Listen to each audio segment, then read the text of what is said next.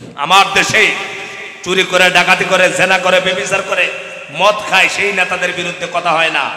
অথচ যে নেতারা এই দেশের ইসলামী আন্দোলন করেছে, আল্লাহর জমিনে আল্লাহর দ্বীন বাস্তবায়ন করার জন্য আন্দোলন করেছে, সুযোগ পেয়ে সেই স্বৈরাচার কোরআনের ফাঁকিগুলোকে হত্যা করে এই দেশ থেকে কোরআনের সমাজকে বন্ধ করতে চেয়েছে, ঠিক কিনা বলেন? তবে একটি কথা জানিয়ে দিতে চাই, এই দেশের মানুষ সেই কথা কখনো ভুলে যাবে না। কারণ মুসলমান কাউকে ভয় পায় না, ঠিক কিনা? এখন ভয় পান নাকি? ভয় পান? মুসলমানেরা একদিন না একদিন এই আলেমদের হত্যার, বিশেষ করে কোটি কোটি মুসলমানের পরিচয় টুকরা কোরআনের পাক আল্লামা সাঈদীকে যারা হত্যা করেছ, বাংলার জমিনে একদিন তোমাদেরকে ফাঁসির মঞ্চে যেতে হবে, চলতে হবে। কারা কারা এই বিচার চান হাত করে দেখা দাও।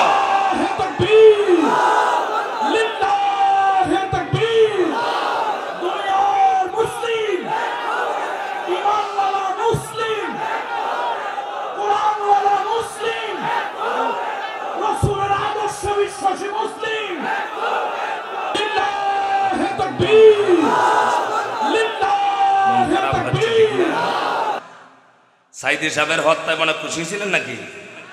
হ্যাঁ, আলেমদেরকে ফাঁসি দিয়েছে, যাদেরকে ফাঁসি দেওয়া হয়েছে একজন ওই দেশের একটি টাকা দুর্নীতি করে নাই। করেছে? কথা বলে না, করেছে? আর কারা ফাঁসিতে ঝুলাইছিল? যারা এই দেশের কোটি কোটি টাকা চুরি করে বিদেশে পাঠাইছে। নবীজি যে সময় দুনিয়াতে এসেছেন, মক্কা শরীফের অবস্থা কি ভালো ছিল না খারাপ? ভালো ছিল।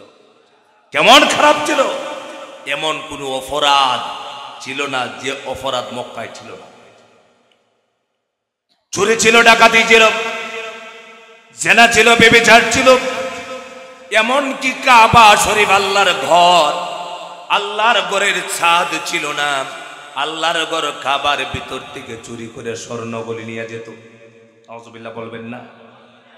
আল্লাহ পাকের পবিত্র ঘর থেকে চুরি হতো।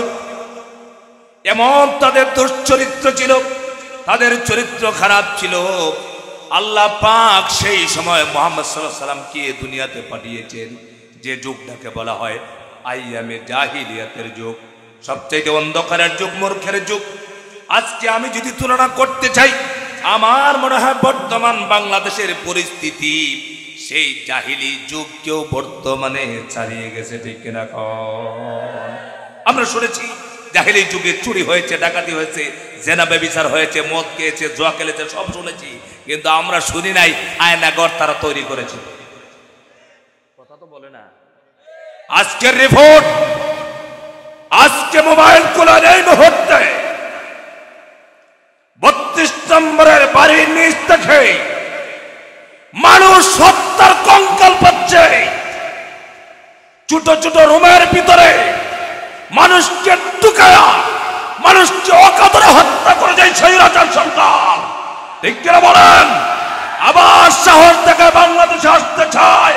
বাংলাদেশে যদি আসতে চায়, এই বাংলাদেশের মুসলমানেরা তাদেরকে প্রতিহত করতে গিয়া জীবন যদি দিতে হয়, জীবন দেবে। স্বৈরাচারকে এই দেশে আসতে দেওয়া হবে না। কারা কারা চাই না হাত ধরে দেখাও।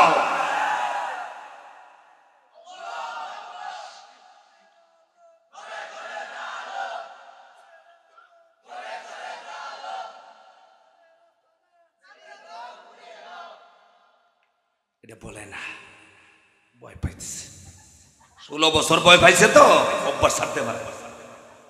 কথা বলে না, 16 বছর ভয় পাই অভ্যাসটা। স্বৈরাচারের পক্ষ যে নিবে সেও স্বৈরাচার। কথা বলে না কেন? আমি একটি কথাই বলতে চাই, যারাই স্বৈরাচারকে ইন্ধন দেয়, স্বৈরাচারের জন্য মায়া কান্না করো, তোমরা ভিডিওগুলো দেখো কি পর্যন্ত এই দেশের মানুষকে নির্যাতন করেছে। আজকে এখানে যারা এসেছেন সারা বাংলাদেশে কথা বললে আর পিছনের দিকে তাকাতে হয় না। কথা বলে না কেন? কিছু মানুষ আছে বলে হুজুর আসছে ওয়াজ করতে, এগুলো বলে। আমরা শুধু ওয়াজ করি না, আমরা মানুষকে সতর্ক করি। রাস্তা দিয়ে গেলে, বাজারে হাটে কোথাও দাঁড়ায় কথা বলতে হলে পিছন দিকে তাকানো হতো। বলতেছি নাকি? কারণ কোথায় আছে? যুবলীগ দাঁড়ায় আছে, ছাত্রলীগ দাঁড়ায় আছে, কক করে ধরবে, হ্যালো বলবে, পুলিশ আসবে, হ্যান্ডকাপ লাগায় ধরে নিয়ে যাবে।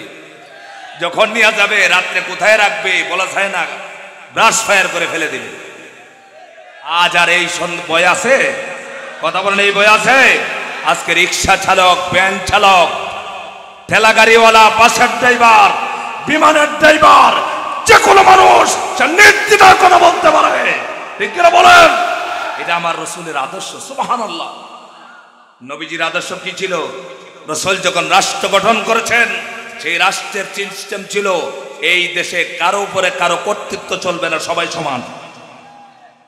একমাত্র আল্লাহর কাছে দামি হবে যা সবচেয়ে তাকওয়া বেশি হবে, আল্লাহওয়ালা বেশি হবে, তার সম্মান আল্লাহর কাছে বেশি। সুবহানাল্লাহ। আর আমরা কি দেখলাম?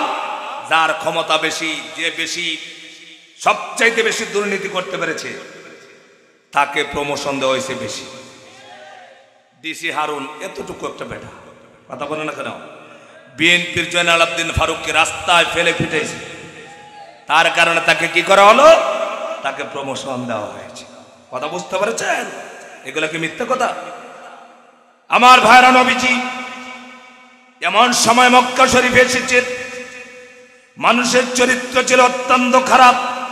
চুরি, ডাকাতি, জিনা, ব্যভিচার, কত অপরাধ তারা করেছে, কিন্তু নবীজির কাছে কোরআন আসে নাই।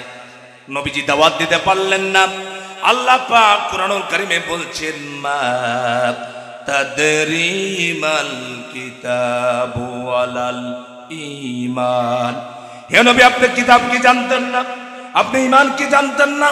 আল্লাহর হাবিবের কাছে কোরআন আসে নাই, দাওয়াতের কাজ করতে পারলেন না, কিন্তু রাসূলুল্লাহ চেষ্টা করেছেন।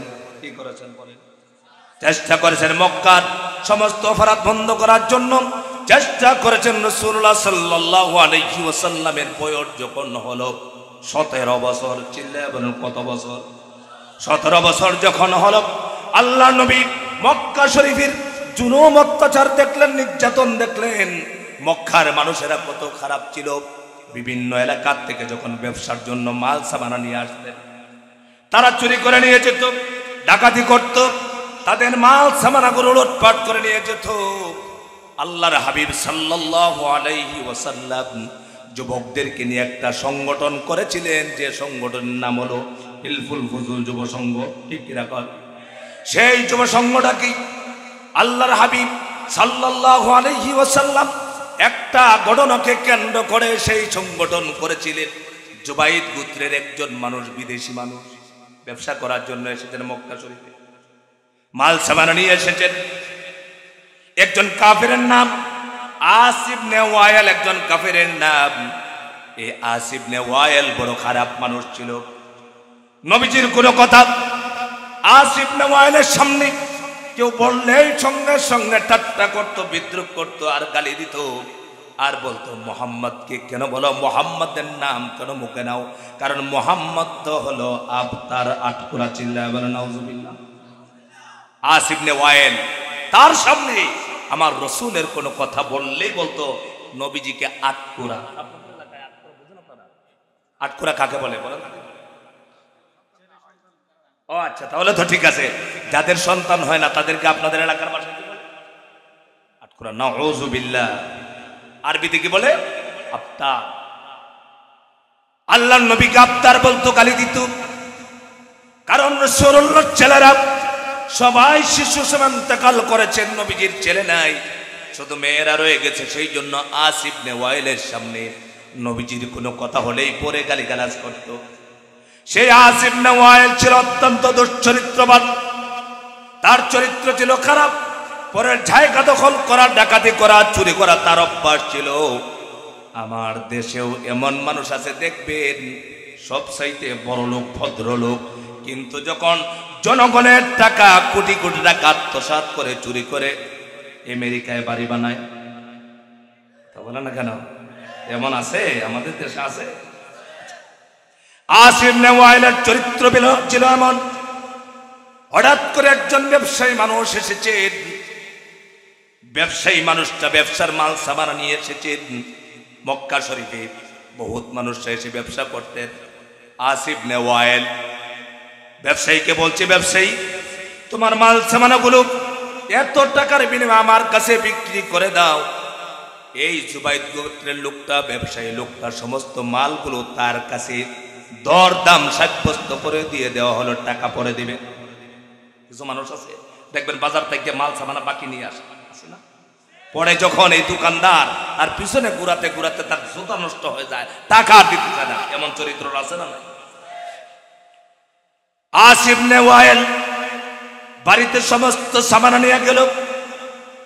ওই বিদেশি মানুষটা তার বাড়িতে গেল, টাকা দিল না, বারে বার যাচ্ছে, টাকা দিচ্ছে না।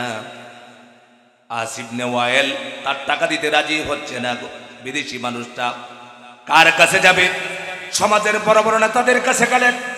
নেতাদের গিয়া বললেন, নেতারা, তোমার সমাজের ওই লোকটা আমার সামানাগুলো নিয়ে গেছে, এই সামানাগুলোর টাকা দিচ্ছে না। নেতাদের কাছে যাওয়ার পরে নেতাদের কাছেও ইনসাফ ভিত্তিক বিচার পেলেন না। যে সমাজ নষ্ট হয়ে যায়, এই সমাজে বিচার দিয়ে বিচার পাবেন না। কথা বলে না কেন? আমাদের বাংলাদেশের কথাই বলছি। মহিলা গেছে থানায় মামলা করতে, পুলিশে ধরে দর্শন করছে। কথা বলে না কেন? মিথ্যা কথা বলছি না? বিচার পাওয়ার জন্য থানায় গেছে, দর্শন করেছে। বিচার পাওয়ার জন্য চেয়ারম্যানের কাছে দর্শন করেছে। বিচার পাওয়ার জন্য এমপির কাছে গেছে, দর্শন করেছে। বিচার পাওয়ার জন্য মন্ত্রীর কাছে গেছে, দর্শন করেছে। এই রাষ্ট্রে যদি কোরআনের রাজ কায়েম হয়, এই সব দর্শন অপরাধ হবে না। একমাত্র কোরআনে গ্যারান্টি দিতে পারে, ঠিক কিনা কন?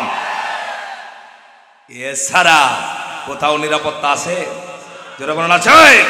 কারণ সব জায়গায় যদি অসুস্থতা হয়ে যায়, তাহলে ওষুধ দেবেন কোথায়? যার কাছে গেছে সবাই তাকে নিরাশ করেছে, সকল মানুষ নিরাশ করেছে। বলেন, নবী আমাদের মতো মানুষ নয় যে আমরা খেলাধুলা করেছি, দুষ্টামি করেছি, আর পরে হঠাৎ করে মৌলবী হুজুর হয়েছি, পরেশগার হয়েছি। রাসূল তো এমন নবী যে রাসূল শিশুকালে দুনিয়াতে এসেছেন। নবীজি হালিমাতুস সাদিয়ার কোলে গিয়া হক প্রতিষ্ঠা করেছেন।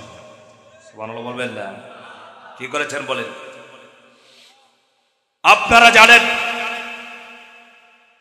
নবীজি যখন দুনিয়াতে এসেছেন, আল্লাহর নবীর দুধমা হযরতে হালিমাতুস সাদিয়ার ঘরে যখন দুধ পান করানোর জন্য দাদা আব্দুল মুত্তালিব দিয়েছিলেন, আল্লাহর নবীকে হযরতে হালিমাতুস সাদিয়া যখন নিয়ে গেলেন, হালিমাতুস সাদিয়া কোলে নেওয়ার পর যখন রাসূলুল্লাহকে দুধ পান করার জন্য স্তনে লাগালেন, হালিমাতুস সাদিয়ার ঘরে গিয়ে রাসূলুল্লাহকে দুধ পান করাচ্ছেন। আল্লাহর নবী মুহাম্মদুর রাসূলুল্লাহ সাল্লাল্লাহু আলাইহি ওয়াসাল্লাম একসঙ্গে কখনো দুটা দুধ পান করে নাই। আরো আসতে বলেন সুবহানাল্লাহ।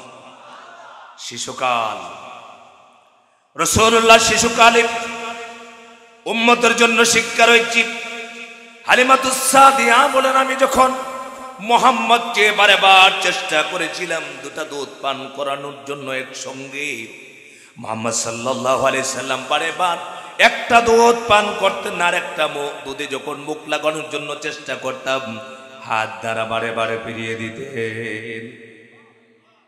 তাই প্রমাণ করে রাসূলুল্লাহ সাল্লাল্লাহু আলাইহি ওয়াসাল্লাম মায়ের কোলে দুধমার কোলের মধ্যে শিক্ষা দিলেন উম্মতদেরকে, উম্মতেরা, পৃথিবীর জমিনের মধ্যে কেউ ভাইকে ঠকাবা না। এটা আমার রাসূলের শিক্ষা। সুবহানাল্লাহ। এটা কি নবুয়ত প্রাপ্তর আগে না পরে? কথা বলেন তো, কথা বলেন। এটা নবুয়ত পেয়েছে শিশু। এই হলো রাসূলুল্লাহর একটা আদর্শ, রাসূলুল্লাহর শিক্ষা। এরপরে আল্লাহর হাবিব যখন ছোট মানুষ, একদিন গান হচ্ছিল, মক্কার বালকেরা রাসূলুল্লাহকে দাওয়াত দিয়েছেন, মুহাম্মদ চলো গানে যাই। আল্লাহর হাবিব গানে গেলেন না। রাসূলুল্লাহ সাল্লাল্লাহু আলাইহি ওয়াসাল্লাম কি একদিন যখন তার আত্মীয় স্বজনেরা উলঙ্গ হওয়ার জন্য চেষ্টা করেছে, রাসূলুল্লাহ উলঙ্গ হলেন না। বলেন সুবহানাল্লাহ। কারণটা কি? রাসূলুল্লাহ সাল্লাল্লাহু আলাইহি ওয়াসাল্লাম উম্মতদেরকে চেষ্টা করবেন, দাওয়াত দিবেন, দাওয়াতের কাজ করবেন। দুনিয়ার কোন মানুষ যাতে না বলতে পারে মোহাম্মদ কেন দাওয়াত দাও। মোহাম্মদ তো নিজেই গান শুনেছে, গান দেখেছে, উলঙ্গ হয়েছে এবং নিজেই তো সমস্ত বিচার করেছে, এই কথা যাতে না বলতে পারে আল্লাহ রাব্বুল আলামিন রাসূলুল্লাহকে হেফাজত করেছিলেন। সুবহানাল্লাহ। সম্মানিত ভাইরা, আমার নবীজি আস্তে আস্তে বড় হচ্ছেন। কি আপনারা উঠা শুরু করছেন? 12টার পরে আমাকে দিয়েছেন, 12টা বাজে না প্রায়। এখন যদি আপনারা উঠে চলে যান, এটা মাহফিলে, প্রতিটা মাহফিলে কিছু মানুষ থাকে, ওরা একজন বক্তার মন নষ্ট করার জন্য চট করে মাছ থেকে উঠে চলে যায়। এদের এটা একটা দোষ। কথা বুঝতে পেরেছেন? যাতে বক্তাটা ভালো করে কথা না বলতে পারে, মনটা নষ্ট, এটা একটা এদের খাসলত। আমি এখানে কত কষ্ট করে এসেছি জানেন আপনারা? গত রাতে মাগুরা 2টা প্রোগ্রাম করে এসেছি। এখন পর্যন্ত আপনাদের এখানে এসেছি, আমরা এই সময় মাহফিল শেষ করে ফেলি। কথাটা মাত্র শুরু করছি, কিছু হুজুরের মতো উঠে চলে গেছে। কথা বুঝতে পেরেছেন? কথা এলোমেলো হয়ে যায় না? এই জন্য মৌলবীরা আর এই মুসলমানরা ফিদা খায়, কারণ আমাদের ভিতরে একতা নাই। চললে আপনার কি নাই? একতা নাই। এক মৌলবীরা আর এক মৌলবী দেখতে পারে না, এক মুসল্লির আর এক মুসল্লি দেখতে পারে না। এই জন্য আমি বলি, এই দেশে যে কোন দিন ঐক্য হবে এটা আল্লাহ ছাড়া আর কেউ জানে না। বুঝেন নাই কথা?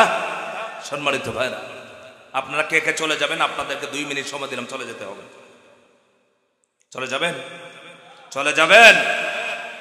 আমাকে বিষয় দেওয়া হয়েছে, ভূমিকা স্বরূপ বলতেছি, উঠে উঠে শুরু করছে।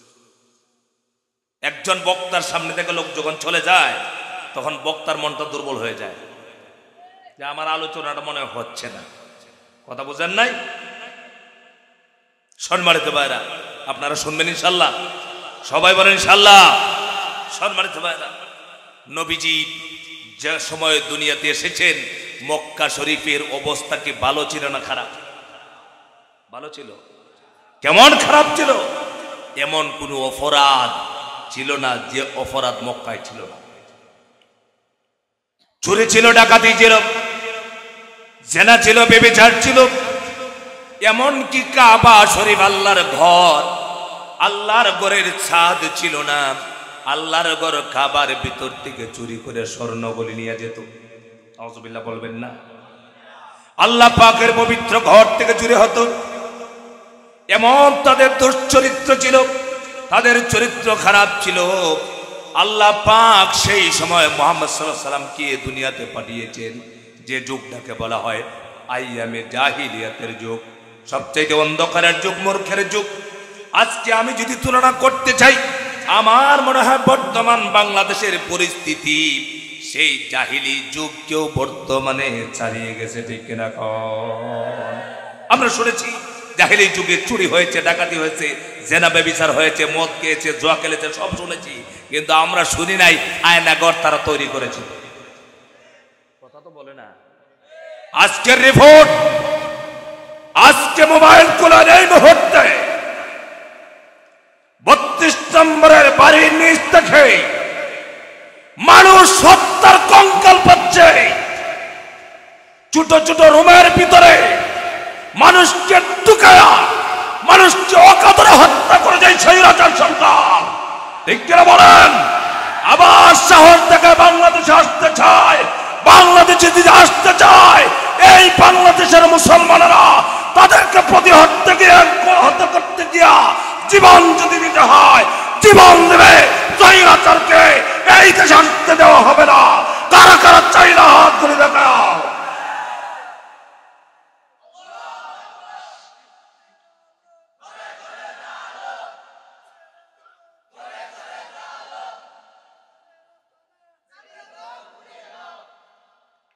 এটা বলে না, ভয় পাইছে।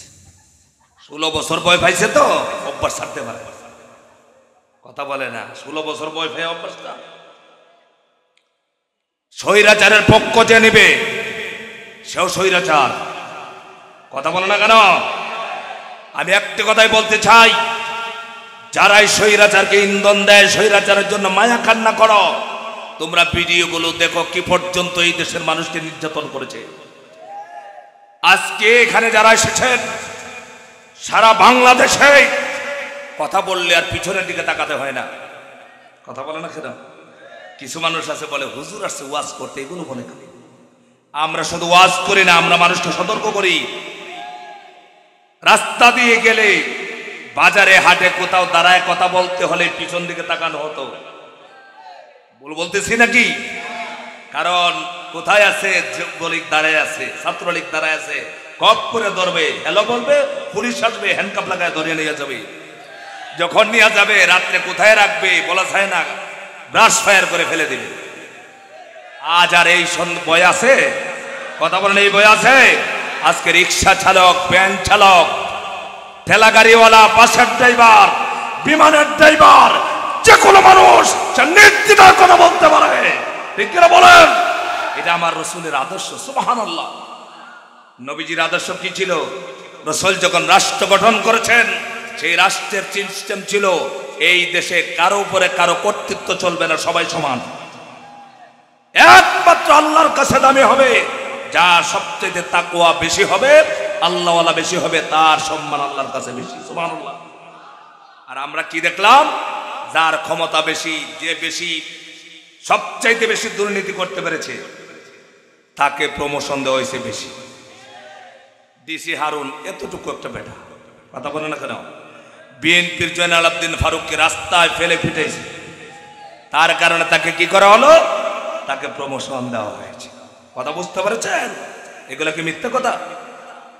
আমার ভাইরা, নবীজি এমন সময় মক্কা শরীফে এসেছে, মানুষের চরিত্র ছিল অত্যন্ত খারাপ। চুরি, ডাকাতি, জিনা, ব্যভিচার, কত অপরাধ তারা করেছে, কিন্তু নবীজির কাছে কোরআন আসে নাই। নবীজি দাওয়াত দিতে পারলেন না। আল্লাহ পাক কোরআনুল কারীমে বলছেন, মা তাদরি মাল কিতাবু ওয়ালাল ঈমান। হে নবী, আপনি কিতাব কি জানতেন না? আপনি ঈমান কি জানতেন না? আল্লাহর হাবিবের কাছে কোরআন আসে নাই, দাওয়াতের কাজ করতে পারলেন না, কিন্তু রাসূলুল্লাহ চেষ্টা করেছেন। কি করেছেন বলেন? চেষ্টা করেছেন মক্কার সমস্ত অপরাধ বন্ধ করার জন্য। চেষ্টা করেছেন। রাসূলুল্লাহ সাল্লাল্লাহু আলাইহি ওয়াসাল্লামের বয়স যখন হলো 17 বছর, চিল্লায় বলেন কত বছর? 17 বছর যখন হলো, আল্লাহ নবী মক্কা শরীফের জুলুম অত্যাচার দেখলেন, নির্যাতন দেখলেন। মক্কার মানুষেরা কত খারাপ ছিল। বিভিন্ন এলাকার থেকে যখন ব্যবসার জন্য মাল সামানা নিয়ে আসতেন, তারা চুরি করে নিয়ে যেত, ডাকাতি করত, তাদের মাল সামানাগুলো লুটপাট করে নিয়ে যেত। আল্লাহর হাবিব সাল্লাল্লাহু আলাইহি ওয়াসাল্লাম যুবকদেরকে নিয়ে একটা সংগঠন করেছিলেন, যে সংগঠনের নাম হলো হিলফুল ফুজুল যুব সংঘ। ঠিক কিনা? সেই যুব সংঘটা কি? আল্লাহর হাবিব সাল্লাল্লাহু আলাইহি ওয়াসাল্লাম একটা ঘটনাকে কেন্দ্র করে সেই সংগঠন করেছিলেন। জুবাইদ গোত্রের একজন মানুষ, বিদেশি মানুষ, ব্যবসা করার জন্য এসেছেন মক্কা শরীফে, মাল সামানা নিয়ে এসেছেন। একজন কাফেরের নাম আস ইবনে ওয়াইল, একজন কাফেরের নাম। এই আস ইবনে ওয়াইল বড় খারাপ মানুষ ছিল। নবীজির কোনো কথা আস ইবনে ওয়াইলের সামনে কেউ বললেই সঙ্গে সঙ্গে ঠাট্টা করতো, বিদ্রুপ করতো, আর গালি দিত, আর বলতো মোহাম্মদকে কেন বলো, মোহাম্মদের নাম কেন মুখে নাও? কারণ মোহাম্মদ তো হলো আবতার আটকুরা। চিল্লায় বলেন নাউজুবিল্লাহ। আস ইবনে ওয়াইল তার সামনে আমার রসুলের কোনো কথা বললেই বলতো নবীজিকে আটকুরা। আটকুরা কাকে বলে বলেন? ও আচ্ছা, তাহলে তো ঠিক আছে। যাদের সন্তান হয় না তাদেরকে আপনাদের এলাকার ভাষায় কি বলে? আটকুরা। নাউযুবিল্লাহ। আরবিতে কি বলে? আফতার। আল্লাহর নবীকে আফতার বলতো, গালি দিত। কারণ রাসূলুল্লাহর ছেলেরা সবাই শিশু সমান ইন্তেকাল করেছেন, নবীজির ছেলে নাই, শুধু মেয়েরা রয়ে গেছে। সেই জন্য আস ইবনে ওয়াইলের সামনে নবীজির কোনো কথা হলেই পরে গালিগালাজ করত। সেই আস ইবনে ওয়াইল ছিল অত্যন্ত দুশ্চরিত্রবান, তার চরিত্র ছিল খারাপ। পরের জায়গা দখল করা, ডাকাতি করা, চুরি করা তার অভ্যাস ছিল। আমার দেশেও এমন মানুষ আছে, দেখবেন সবচাইতে বড় লোক, ভদ্রলোক, কিন্তু যখন জনগণের টাকা, কোটি কোটি টাকা আত্মসাৎ করে, চুরি করে, আমেরিকায় বাড়ি বানায়। তা বলে না কেন? এমন আছে, আমাদের দেশে আছে। আসিফ ইবনে ওয়াইলের চরিত্র ছিল এমন, হঠাৎ করে একজন ব্যবসায়ী মানুষ এসেছেন।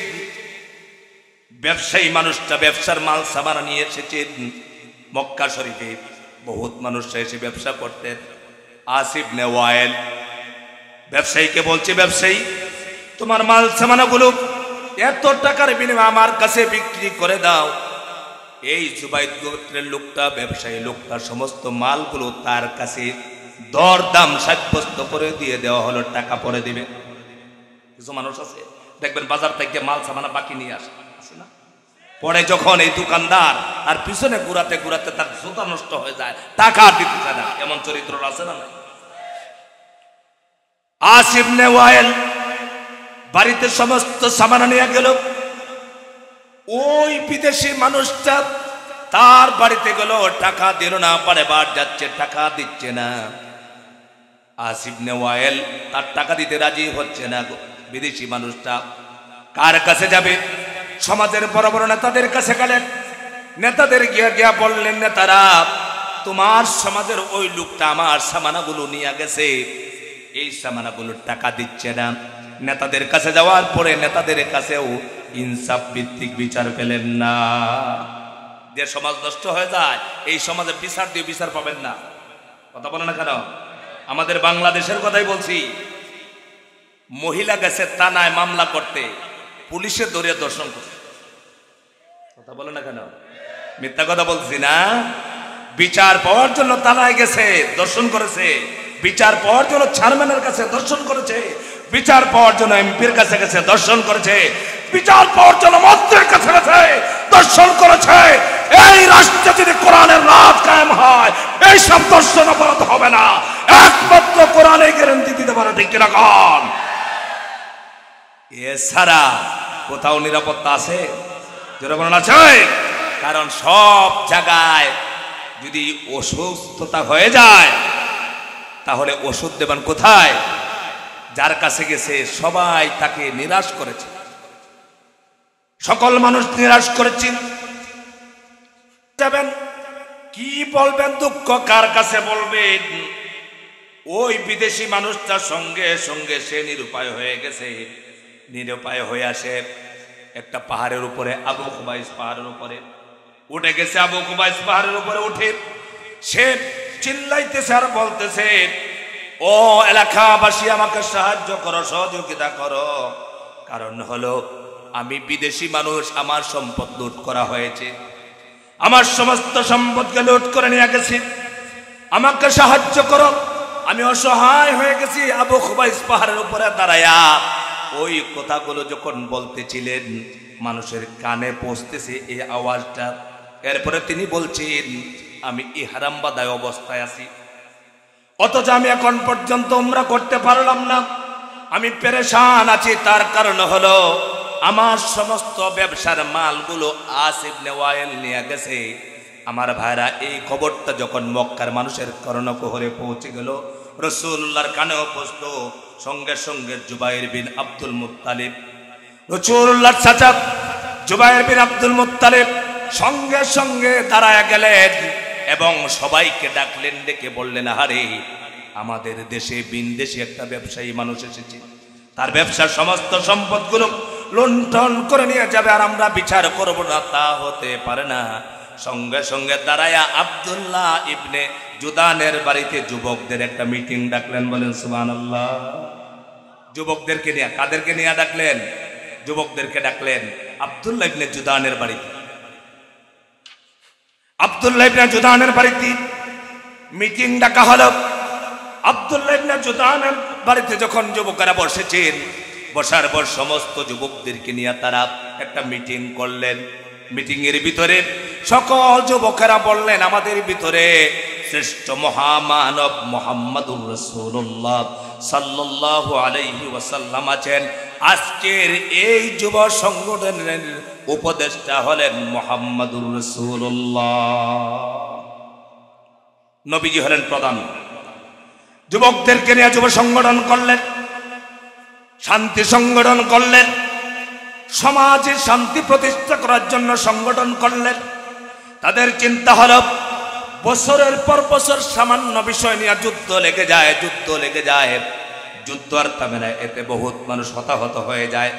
আমরা যুবকরা সংগঠন করলাম, সংগঠনের মাধ্যমে চুরি বন্ধ করব, ডাকাতি বন্ধ করব, মারামারি বন্ধ করব, হত্যা বন্ধ করব, যুদ্ধ বন্ধ করব। এইভাবে তারা শর্ত দিয়া তারা সংগঠন করলেন। আর সমস্ত যুবকেরা ঐক্যবদ্ধ হইয়া চিন্তা করলেন, ঘোষণা দিলেন, আজকে আমরা বিদেশি মানুষের টাকাগুলো উদ্ধার করে দিব। জোরে বলেন না সুবহানাল্লাহ। সব যুবকেরা সিদ্ধান্ত করলেন, আমরা এখন ওই আস ইবনে ওয়াইলের বাড়িতে যাব, সেখানে গিয়া ওই বিদেশি ব্যবসায়ীর টাকাগুলো আমরা যুবকেরা উদ্ধার করে দিব। কথা বুঝতেছেন? এটা রাসূলুল্লাহ নবুয়ত প্রাপ্ত হওয়ার আগে। কত বছর বয়সে? 17 বছর। নবুয়ত প্রাপ্ত হয়েছেন কত বছরে? 40। নবীজি নবুয়ত প্রাপ্ত হন নাই, নবুয়ত পায় নাই। সমস্ত যুবকেরা আস ইবনে ওয়াইলের বাড়িতে চলে গেলেন। আস ইবনে ওয়াইলের বাড়িতে যখন গেলেন, গিয়া আস ইবনে ওয়াইলকে বলছেন, আস ইবনে ওয়াইল, আপনারা বলেন তো দেখি, পশ্চিম কলাউজনের যুবকেরা, এই যে এলাকার যত যুবকেরা আছেন, সমস্ত যুবকেরা যদি আজকে থেকে সিদ্ধান্ত নেই আমাদের সমাজের ভিতরে গান হতে পারবে না, সম্ভব কিনা? কোন কথা বলো না কেন?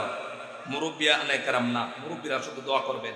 আর যুবকরা যদি আজকে থেকে ঐক্যবদ্ধ হয় যে আমাদের কলাউজনের মধ্যে কোনো গান হতে দেব না, সম্ভব কিনা? কোন যদি যুবকরা বলে আমাদের সমাজে জোয়া খেলা হবে না, সম্ভব কিনা? কোন এই কলাউজনের যুবকরা যদি সিদ্ধান্ত নেয় কলাউজনের ভিতরে কিয়ামত পাল করতে পারবে না, জোয়া খেলতে পারবে না, কারণ জায়গা দখল করতে পারবে না, এগুলা কি ফেরানো সম্ভব কিনা? কোন সম্ভব। যুবকরা যা চায় তাই সম্ভব। সমস্ত যুবকেরা আস ইবনে ওয়াইলের বাড়িতে গেছে, গিয়া বলছে, আস ইবনে ওয়াইল, তুমি যদি বাঁচতে চাও আর সমাজে বের হতে চাও, ওই বিদেশি লোকটার টাকাগুলি দিয়ে দিতে হবে। আস ইবনে ওয়াইলের কাছ থেকে টাকা উদ্ধার করা কখনো সম্ভব হতো না। সমস্ত যুবকেরা যখন তার বাড়িতে গেল, যাওয়ার পর আস ইবনে ওয়াইল নিরুপায় হয়ে গেল। বিদেশি ব্যবসায়ীর টাকাগুলো যুবকেরা উদ্ধার করে দিলেন। কিন্তু কালেমার দাওয়াত নাই। কালেমার দাওয়াত আছে নাই? নবীজি তো কালেমার দাওয়াত দেন না, কারণ কালেমার দাওয়াতের হুকুম আসে নাই। তারা মুসলমান হয় নাই। তারা নৈতিকতা শিক্ষা দিলেন, নীতির কথা বললেন, হকের কথা বললেন, সমাজের কথা বললেন, সামাজিকতার কথা বললেন, সমাজকে ভালো করার সিদ্ধান্ত নিলেন। তারা কয়েকটা দাবি, তারা কয়েকটা দফা, তারা সিদ্ধান্ত নিলেন, আমরা এই কাজগুলো করতে চাই। একটা একটা করে আপনাদেরকে আমি শোনাচ্ছি আমার ভাইরা। তারা কি কি কাজ করেছিলেন, তারা কি কি চিন্তা করেছিলেন। সমস্ত যুবকেরা মিলে তারা সিদ্ধান্ত নিল, আমরা এই কাজগুলো করতে চাই সমাজের ভিতরে। একটা হলো, সমাজের ভিতরে আমরা শান্তি শৃঙ্খলা প্রতিষ্ঠা করতে চাই। সব যুবকেরা বলেন, 1 নম্বর কাজ হলো আমরা সমাজে শান্তি শৃঙ্খলা প্রতিষ্ঠা করতে চাই। 2 নম্বর হলো, বিভিন্ন গোত্রের মধ্যে রক্তকয় সংঘর্ষ হয়, যুদ্ধ হয়, মারামারি হয়, যেখানেই হবে মারামারি সেখানে আমরা করব প্রতিহত। আমাদের দ্বারা সম্ভব কিনা? কোন আমরা যদি চিন্তা করি তাহলে সমাজের ভিতরে সমস্ত অবিচার অনাচার বন্ধ করা সম্ভব, কিন্তু আমরা তো পারি না। এরপরে অত্যাচারিত মানুষ কি, যারা অত্যাচারিত হয় মাজলুমকে সাহায্য করব, অত্যাচারীকে প্রতিহত করব। এরপরে দুর্বল এতিমদেরকে সাহায্য করব। বিদেশি মানুষ যারা ব্যবসার জন্য আসবে তাদের ব্যবসার মাল সামানা যাতে নিরাপদে ব্যবসা করতে পারে, এই কাজগুলো আমরা করব। সর্বোপরি জনসাধারণের জন্য অন্যায় অবিচার বন্ধ করা হবে। এই সিদ্ধান্তগুলো তাদের ভিতরে বলা হলো। সমস্ত যুবকেরা ঐক্যমত পোষণ করলেন, সবাই সিদ্ধান্ত নিলেন, আজ থেকে আমাদের দেশে কোনো বিদেশি এসে তার টাকা পয়সা হারাতে হবে না। আমাদের যতটুকু সম্ভব আমরা জান প্রাণ চেষ্টা করে তাদের টাকাগুলি আমরা উদ্ধার করে দিব। বলেন সুবহানাল্লাহ। 2 জন এতিম মানুষ বাজারে কিছু সামান নিয়ে গেছি। রাসূলুল্লাহর চির দুশমন আবু জাহাল এতিমদের মালগুলো আত্মসাৎ করে নিয়ে গেলেন বাড়িতে। দুইটা এতিম মানুষ আবু জাহেলের বাড়িতে ঘোরাঘুরি করতে করতে টাকাগুলো উদ্ধার করতে পারে না। এতিমরা কার কাছে যাবেন? আল্লাহ নবী রাহমাতুল লিল আলামিনের কাছে এসেছেন। এসে বললেন, মুহাম্মদ, আবু জাহেল আমরা এতিম মানুষ। এতিম মানুষ আছে না? এতিমের সাথে আমাদের সমাজে বহুত মানুষ আছে খারাপ ব্যবহার করে। রাসূলুল্লাহ সাল্লাল্লাহু আলাইহি ওয়াসাল্লাম বলছেন, সবচেয়ে উত্তম বাড়ি হলো সেটা যে বাড়িতে এতিম বসবাস করে আর এতিমের সাথে যে বেশি ভালো ব্যবহার করে। সুবহানাল্লাহ। আর সবচেয়ে নিকৃষ্ট খারাপ বাড়ি হলো সেইটা, ঘর হইল এটা যেটার মধ্যে এতিম আছে অথচ এতিমের সাথে খারাপ ব্যবহার করে। আর যে এতিমের ঘরে এতিমের সাথে ভালো ব্যবহার করে সেই বাড়িটা হলো উত্তম। আর সবচেয়ে খারাপ নিকৃষ্ট হলো যে বাড়িতে এতিম আছে আর এতিমের সাথে খারাপ আচরণ করে। আছে না এতিমের সাথে খারাপ ব্যবহার করে? দুইজন এতিম মানুষ নবীজির কাছে এসেছেন। এসে বলেন, মুহাম্মদ, আমাদের সামানাগুলো আবু জাহাল নিয়ে গেছে। আবু জাহাল ছিল অত্যাচারী, আবু জাহাল ছিল সবচেয়ে দুশ্চরিত্রবান। আবু জাহেল এতিমের টাকাগুলো দিচ্ছে না। এতিম ছেলেগুলো বারবার যাচ্ছে, এতিমকে ফিরায় দিচ্ছি। মুহাম্মদ সাল্লাল্লাহু আলাইহি ওয়াসাল্লামের কাছে এসেছেন, কারণ নবীজি তো এতিমদের দুঃখ সবচেয়ে বেশি বুঝতেন। এতিমদের কথাগুলো রাসূলুল্লাহ মনোযোগ দিয়ে শুনলেন। শোনার পর দুইটা এতিমকে সাথে নিয়ে রাসূলুল্লাহ সাল্লাল্লাহু আলাইহি ওয়াসাল্লাম আবু জাহেলের বাড়িতে হাজির হয়ে গেলেন। আবু জাহেলের বাড়িতে গিয়া আবু জাহেলকে বলছে, আবু জাহেল, এই এতিমদের টাকাগুলো তুমি দিচ্ছ না কেন? আবু জাহেল কি বলবে? আবু জাহেল সঙ্গে সঙ্গে এতিমদের টাকাগুলো দিয়া দিলেন। এতিমদের টাকা যখন দেওয়া হলো, অন্যান্য মানুষেরা বলছে, আবু জাহেল বিষয়টা বুঝলাম না, মুহাম্মদ আসার সঙ্গে সঙ্গেই তুমি এতিমদের টাকাগুলো দিতে বাধ্য হলে, কারণটা কি? আবু জাহেল বলছে, ও কাফেররা শুনো, মুহাম্মদ যখন আমার কাছে টাকাগুলো চাচ্ছিল, আমি দেখলাম মুহাম্মাদের সামনে, আমার সামনে একটা বাঘ হা করে দাঁড়ায় আছে। সুবহানাল্লাহ বলবেন না? একটা বাঘ আমার দিকে হা করে আছে। মুহাম্মাদের সাথে বেয়াদবি করলে এই মুহূর্তে আমাকে খেয়ে ফেলবে। আল্লাহু আকবার। এটা রাসূলুল্লাহর মুজিজা। সুবহানাল্লাহ। আবু জাহেল ভয়ে থরথর করে কাঁপছে। আবু জাহেল সঙ্গে সঙ্গে টাকাগুলো দিয়া দিল। এতিমগুলো টাকা পেয়ে গেল। এইভাবে রাসূলুল্লাহ সাল্লাল্লাহু আলাইহি ওয়াসাল্লামের বয়স বাড়তেছে। বাড়তে বাড়তে মক্কার মানুষের চরিত্র দেখতেছেন, 100% শান্তি তো প্রতিষ্ঠা করতে পারেন না, 100% মত ভাব বন্ধ করতে পারেন না, জোয়া বন্ধ করতে পারেন না, সমাজকে ভালো করতে পারেন না। নবীজি শুধু আফসোস করেন, আহারে কিভাবে আমি এই সমাজকে ভালো করব। আল্লাহ পাক রাসূলুল্লাহর বয়স যখন 40 বছর হলো, আল্লাহ পাক সমাজ প্রতিষ্ঠা করার জন্য আল্লাহ পাক কুরআনুল কারীমকে নাজিল করে দিলেন। কি নাজিল করলেন? কোরআন শরীফ। কিন্তু আমার ভাইরা, আগে যে সমাজ গঠন করেছেন, পূর্ণাঙ্গ সমাজ করতে পারে নাই, আংশিক। কি করেছেন? কথা বলেন না কেন? পূর্ণাঙ্গ সমাজ ব্যবস্থা, শান্তির সমাজ গঠন করেছেন কোরআন নাজিল হওয়ার পরে। বলবেন না? না কোরআন নাজিলের আগে? কথা বলেন না কেন? কোরআন নাজিলের আগে না পরে? কোরআন যখন নাজিল হতে লাগলো, নবীজির কাছে কোরআন নাজিল হচ্ছে, আল্লাহ নবীকে আল্লাহ পাক বলছেন, আলিফ লাম রা কিতাবুন আনজালনাহু ইলাইকা লিতুখরিজান নাসা মিনাজ যুলুমাতি ইলান নূর। হে নবী, আপনার উপরে আমি এই কিতাবের জন্য নাজিল করেছি, কিতাব নাজিল করেছি, আপনি অন্ধকার থেকে আলোর দিকে আপনি আনবেন এই কিতাবের আলো দিয়া। কিতাব দিয়া নবী আপনার উপরে কিতাব নাজিল করেছি, অবতীর্ণ করেছি, কোরআনুল কারীম নাজিল করেছি। নবীজি কোরআন শরীফ দিয়া দাওয়াত দিচ্ছেন। কোরআনের দাওয়াত যখন দিচ্ছেন, কাফেররা সহ্য করতে পারতেছে না। রাসূলুল্লাহকে মারলেন, রক্তাক্ত করলেন, একটি নয়, দুইটি নয়, 13টি বছর পর্যন্ত রাসূলুল্লাহ কষ্ট করলেন সমাজ গঠন করার জন্য, কাফেরদেরকে পথ দেখানোর জন্য। কারণ হলো কোরআন হলো হেদায়েতের কিতাব। কোরআন শরীফ এসেছে, কোরআনের স্বাদ যারা গ্রহণ করেছে, কোরআনের হেদায়েত যারা গ্রহণ করেছে, তারা মদ ছেড়ে দিয়েছে, জুয়া ছেড়ে দিয়েছে, সমস্ত চুরি ডাকাতি ছেড়ে দিয়েছে, জেনা ছেড়ে দিয়েছে, ব্যভিচার ছেড়ে দিয়েছে, সমস্ত অপরাধ ছেড়ে দিয়েছে কোরআনের শিক্ষা পেয়ে। নবীজি কোরআনের শিক্ষা দিলেন। কোরআনের শিক্ষা যারা সাহাবীরা পেলেন তারা দুনিয়ার মধ্যে শ্রেষ্ঠ মানুষে পরিণত হয়ে গেলেন। রাসূলুল্লাহ সমাজের ভিতরে দর্শন ছিল না, ডাকাতি ছিল না, চুরে ছিল না, ইফতিজিং ছিল না, মানুষকে হত্যা করা ছিল না, সব বন্ধ করলেন কোরআনের সমাজ গঠন করে। আমার ভাইরা আজও কিন্তু এই কোরআন আছে, কিন্তু কোরআনের ব্যবহার নাই। ঠিক রাখুন আমার ভাইরা, নবীজি সাল্লাল্লাহু আলাইহি ওয়াসাল্লামের আদর্শটা কত সুন্দর ছিল। আল্লাহর নবী এমন চরিত্রবান রাসূল ছিলেন, শিশুকাল থেকে রাসূলুল্লাহ সাল্লাল্লাহু আলাইহি ওয়াসাল্লাম বৃদ্ধকাল পর্যন্ত আল্লাহর নবীর চরিত্র নিয়া আল্লাহ পাক বলছেন, ফাকাদ লাবিস্তু ফীকুম উমরাম মিন ক্বাবলিহি আফালা তাকিলুন।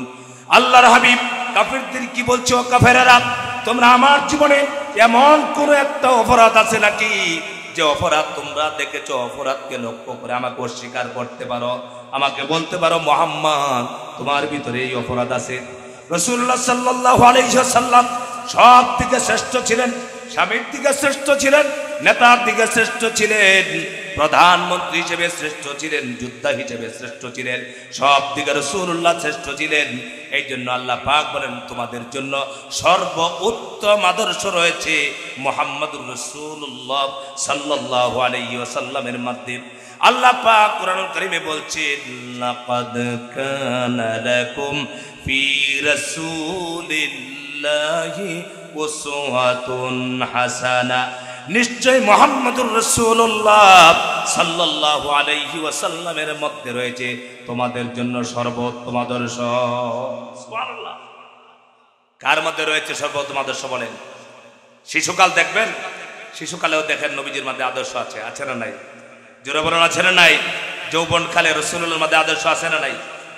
আমার ভাইরা কেমন যুগী! রাসূলকে আল্লাহ পাক পাঠালেন জাহিলি যুগ। আপনারা শুনেছেন দাহিয়াতুল কলবি রাদিয়াল্লাহু তাআলা আনহুর কথা। নারীদের কোনো সম্মান ছিল না, মর্যাদা ছিল না, নারীরা হলেই পরে জীবন্ত কবর দেওয়া হতো। কি জাহিলি যুগটা ছিল! হারে আজকে আমার দেশে হত্যা আছে না নাই? আরো জোরে বলেন আছে না নাই? হত্যা আছে, জেনা আছে, ব্যভিচার আছে, দর্শন আছে, মদ আছে, জুয়া আছে, মানুষের উপরে জুলুম আছে, সব আছে না নাই? কিন্তু একমাত্র নাই কোরআনের সমাজ। ঠিক না? কি নাই বলেন তো দেখি, কথা বলেন না, কি নাই? কোরআনের সমাজ। আরে ৯৫% মুসলমানের দেশ, ৯৫% মুসলমানের দেশে আমাকে যখন স্লোগান দেয় ৯৫% মুসলমান বলে আমরা মুসলমানের দেশ, তখন আমি বলি ৯৫% মুসলমান যদি কাটি হতো তাহলে এই দেশে আরো অনেক দিন আগে সংসদে কোরআন যেত। কথা বল না কেন? মুসলমান ঠিক, নামাজ পড়ে ঠিক, রোজা রাখে ঠিক, হজ করে ঠিক, আমার রাসূল যে সমাজ প্রতিষ্ঠা করেছিলেন সেই সমাজ চায় না। সমাজ চায় কার? কাফেরের। সমাজ চায় মোদীর, সমাজ চায় মূর্তি পূজারীর, সমাজ চায় কাফের বেঈমানদের। কোরআনের সমাজ চায় না। এমন মুসলমান আছে না নাই? আরো জোরে বলেন আছে না নাই?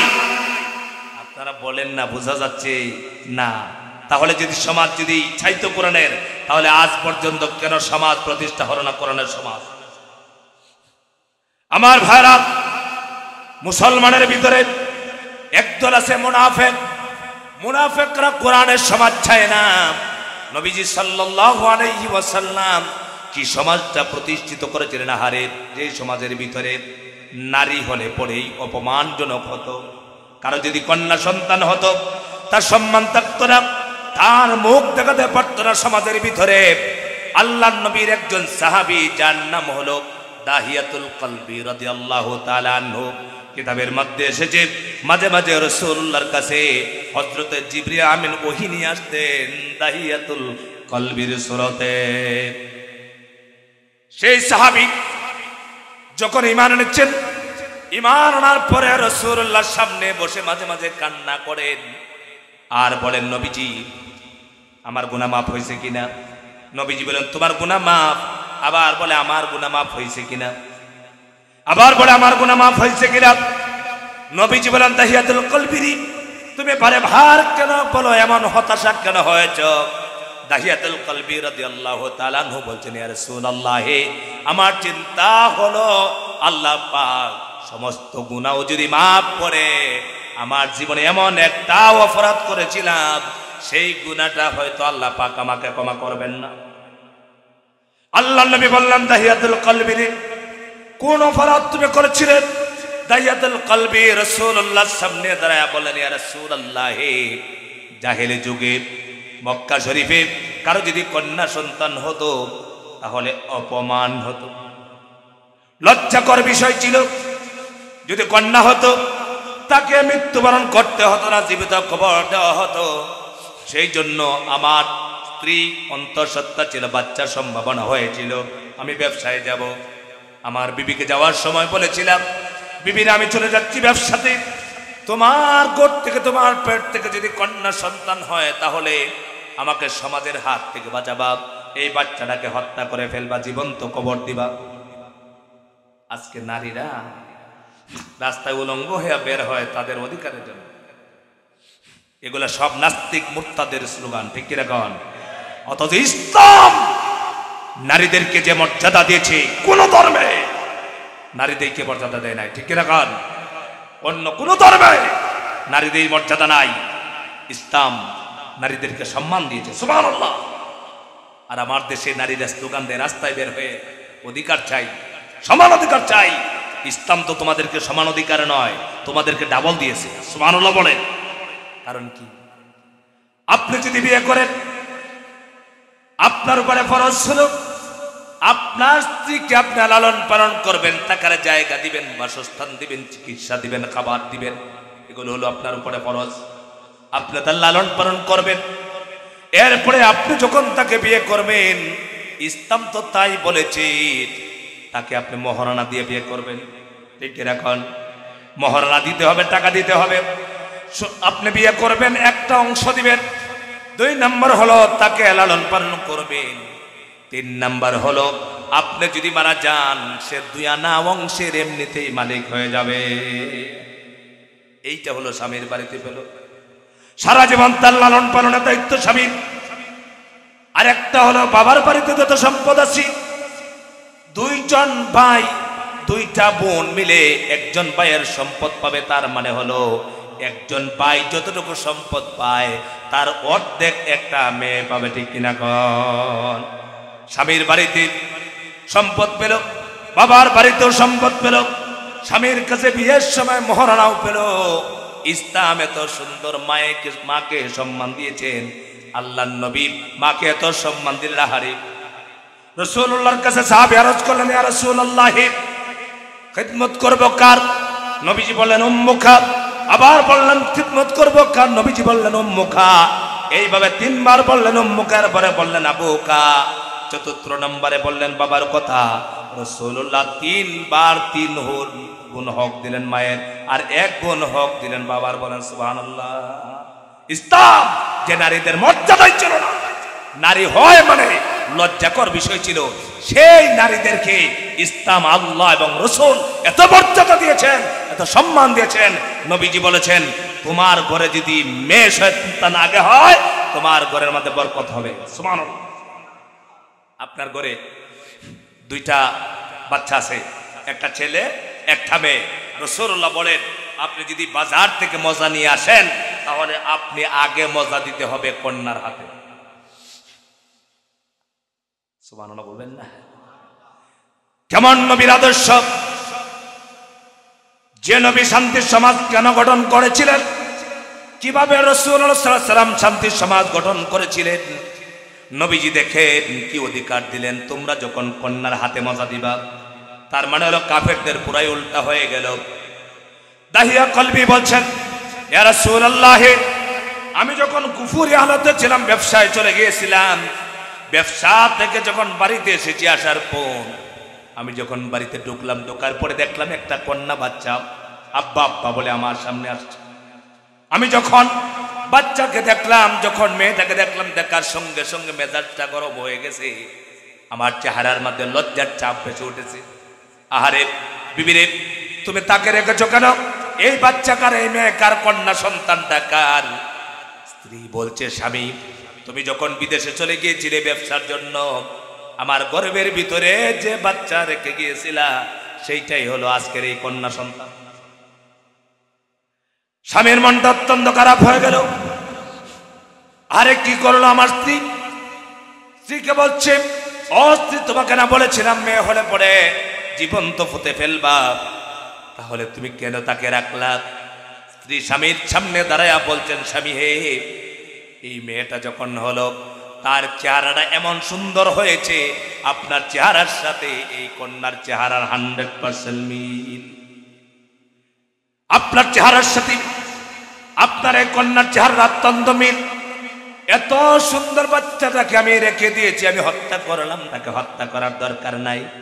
দাহিয়াতুল কলবি বলছেন আমি আর তাকে কিছু বললাম না, কিন্তু মনে মনে সিদ্ধান্ত নিলাম এই কন্যা সন্তানকে আর আমি বাঁচিয়ে রাখবো না। সিদ্ধান্ত নিলাম তাকে হত্যা করতে হবে। ইয়া রাসূলুল্লাহ, আমি সিদ্ধান্ত যখন বাস্তবায়ন করার জন্য চেষ্টা করতেছিলাম, আরেকদিন হঠাৎ করে ভোরবেলা আমার বিবিকে বলছি বিবি রে, তোমার কন্যাটাকে সাজিয়ে গুজিয়ে দাও, বেড়াতে নিয়ে যাব। আমার স্ত্রী এই কন্যাকে সুন্দর করে সাজিয়ে গুছিয়ে আমার হাতে তুলে দিলেন। আমি একটা কন্তা কুদাল নিলাম হাতে, পাহাড়ের দিকে চলছি। মেয়েটাকে বলছি মারে তোকে নিয়ে বেড়াতে যাচ্ছি, চল। যেতে যেতে পাহাড়ের দিকে চলে গেলাম। পাহাড়ে গিয়া একটা গর্ত খনন করছিলাম। মেয়েটা আমাকে বারবার জিজ্ঞাসা করছিলেন বাবা তুমি কেন গর্ত করতেছো, গর্ত খনন করো কেন? আমি বলছিলাম মারে তুমি দূরে যাও, একটু ঘুরে আসো। আমি কেন গর্ত খনন করতেছি একটু পরেই তুমি দেখতে পারবা। যখন আমার গর্ত খনন করা শেষ হয়ে গেল, বাচ্চাটা যখন এসেছে, আসার পর আমি যখন মাটি কাটতেছিলাম, আমার এই কন্যাটা আমার শরীর থেকে মাটিগুলা ঝেড়ে ঝেড়ে ফেলে দিয়েছিলেন। আমার দাড়ির মধ্যে যখন মাটি লাগতো, মেয়েরা কিন্তু বাবার বেশি দরদি হয়। কি বলেন আপনারা? আপনাদের মেয়ে আছে? ছেলেরা বেশি আদর করে বাবাকে না মেয়েরা? মেয়েরা। দাহিয়াতুল কলবি বলছেন মেয়েটা আমার শরীরে যে মাটি কাটতেছি, এই মাটি যে পড়তেছে আমার শরীরে, এই মাটিগুলো ঝেড়ে ঝেড়ে ফেলতেছে।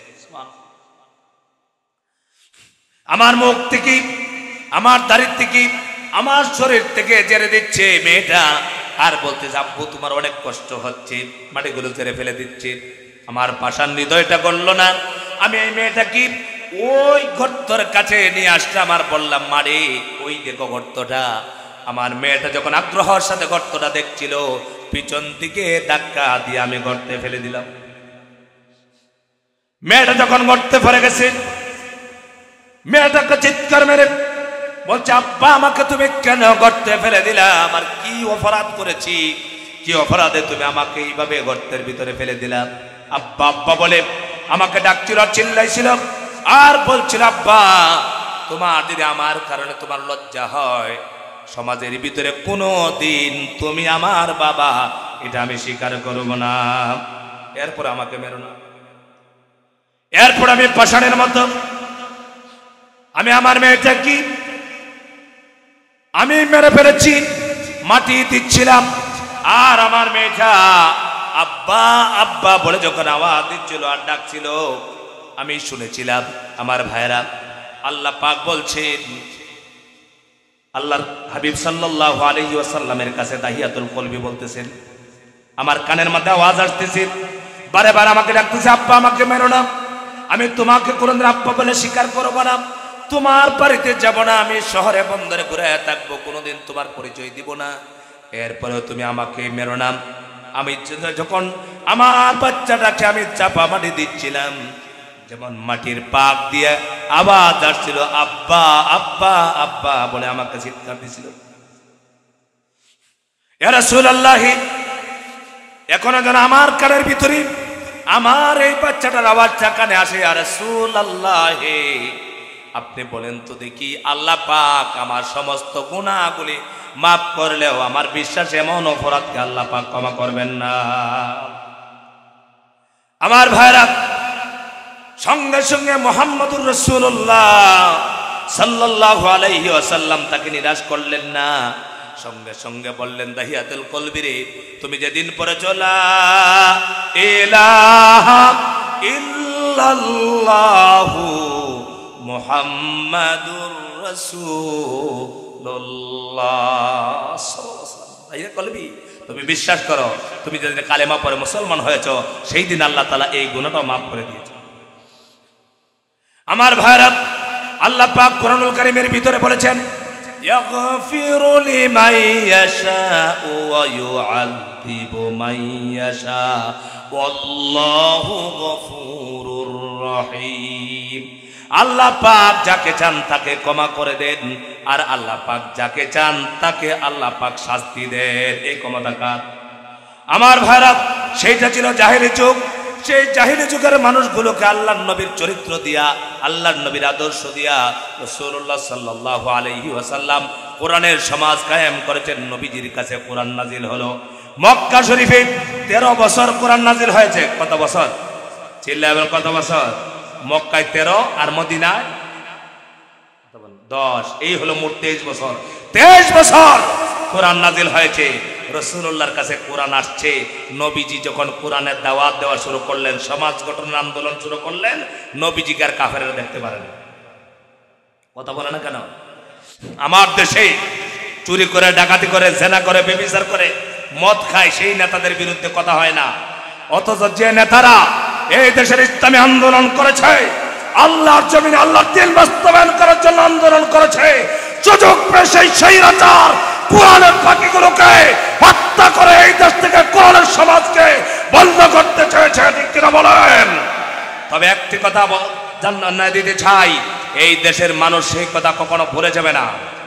কারণ মুসলমান কাউকে ভয় পায় না। ঠিক কিনা? এখন ভয় পান নাকি? ভয় পান? মুসলমানেরা একদিন না একদিন এই আলেমদের হত্যার, বিশেষ করে কোটি কোটি মুসলমানের পরিচয় টুকরা কোরআনের পাক আল্লামা সাঈদীকে যারা হত্যা করেছ, বাংলার জমিনে একদিন তোমাদেরকে ফাঁসির মঞ্চে যেতে হবে, চলতে হবে। কারা কারা জেল বিচার চান হাত তুলে দেখা দাও।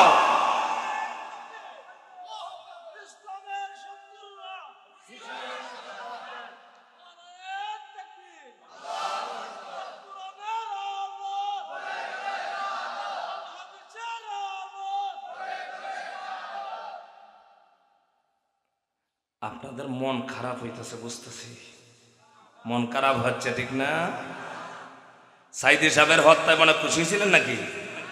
হ্যাঁ, আলেমদেরকে ফাঁসি দিয়েছে। যাদেরকে ফাঁসি দেওয়া হয়েছে একজন ওই দেশের 1টি টাকা দুর্নীতি করে নাই। করেছে? কথা বলে না, করেছে? আর কারা ফাঁসিতে ঝুলাইছিল? যারা এই দেশের কোটি কোটি টাকা চুরি করে বিদেশে পাঠাইছে।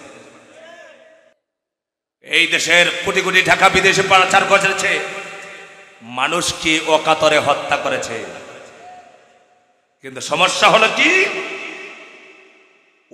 ওইভাবে ওই স্বৈরাচারের দোসরেরা ফাঁকে ফাঁকে বসে আছে।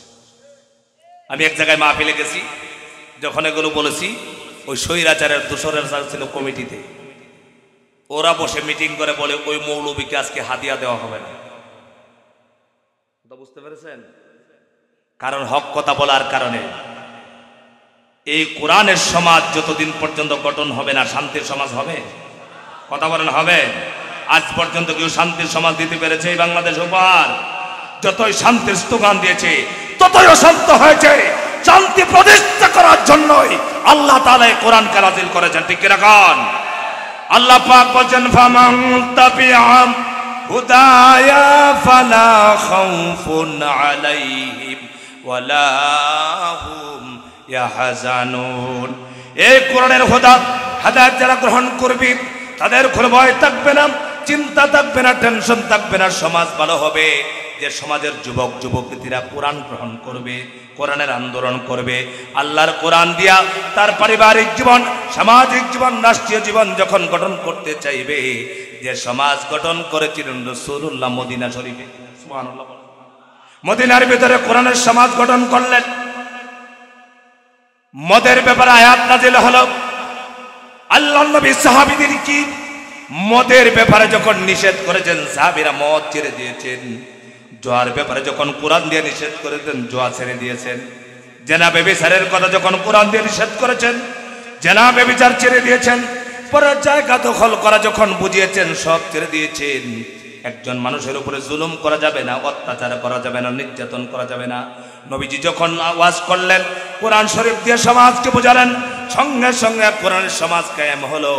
আর নবীজির সমাজটা ছিল কোরআনের সমাজ, এমন সুন্দর সমাজ যে সমাজ আর কেউ উপহার দিতে পারে না, ঠিক কিনা কন? কিন্তু আজও সম্ভব হলো এই কোরআন যদি সমাজের মধ্যে প্রতিষ্ঠিত করা যায়, শুধু ওয়াজ করলে হবে না, ওয়াজ করলে হবে না। সুন্দর সমাজ গঠন করার জন্য যেটা প্রয়োজন সেটা হলো লাগবে কোরআন শরীফের আইন। কি লাগবে? আরো চিল্লাবেন, কি লাগবে? কোরআনের আইন। কোরআনের আইন আছে? আছে। কোরআন শরীফের আইন আছে। কোথায় আছে? আপনাদের জজকোটে আছে, চট্টগ্রামে, ঢাকায় আছে। কোরআনের আইন লাগবে। কোরআনের আইন যদি বাস্তবায়ন হয় তাহলে এই দেশে সুন্দর সমাজ গঠন হবে। যে সমাজ নবীজি করেছিলেন, কোরআন আইন জারি করেছিলেন, চুরি করবা কোরআন দিয়ে বিচার হবে, জেনা করবা কোরআন দিয়ে বিচার হবে, বেবিচার করবা কোরআন দিয়ে বিচার হবে, মানুষের সম্পদ দখল করবা কোরআন দিয়ে বিচার হবে, মানুষকে হত্যা করবা কোরআন দিয়ে বিচার হবে। আজকে হত্যা হয়, দর্শন হয়, লুটপাট হয়, যা কিছু হয়, একটা বিচার বাংলাদেশের কোরআন দিয়ে হয় না, ঠিক কিনা কন? আগামী থেকে আপনারা কোরআনের বিচার চান, কোরআনের শাসন চান। আপনারা ভালো করে মনে রাখেন, আপনারা তো মুসলমান, আমরাও মুসলমান, আমিও মুসলমান। একটি কথা মাথায় রাখবেন, আপনি আওয়ামী লীগ করেন, বিএনপি করেন, জাতীয় পার্টি করেন, কোরআনের বিচার যে চায় না, কোরআনের আইন যে চায় না, সে অবশ্যই মুসলমান থাকে না। আমার ভাইরা, কোরআনের আইন এই অর্ডার কার? ইন্নাল্লাহা ইয়ামুরু বিল আদল ওয়াল ইহসান ওয়া ইতাইযিল কুরবা ওয়া ইয়ানহা আনিল ফাহশাই ওয়াল মুনকারি ওয়াল বাগই। প্রতি জুমার দিন ইমাম সাহেব মসজিদ থেকে মিম্বরে খুতবা দেওয়ার পরেই এই ন্যায় বিচারের কথা বলেন, ঠিক রাখুন। এই কথা না বলে কোনো ইমামে মোটামুটি মিম্বর থেকে নামেন না।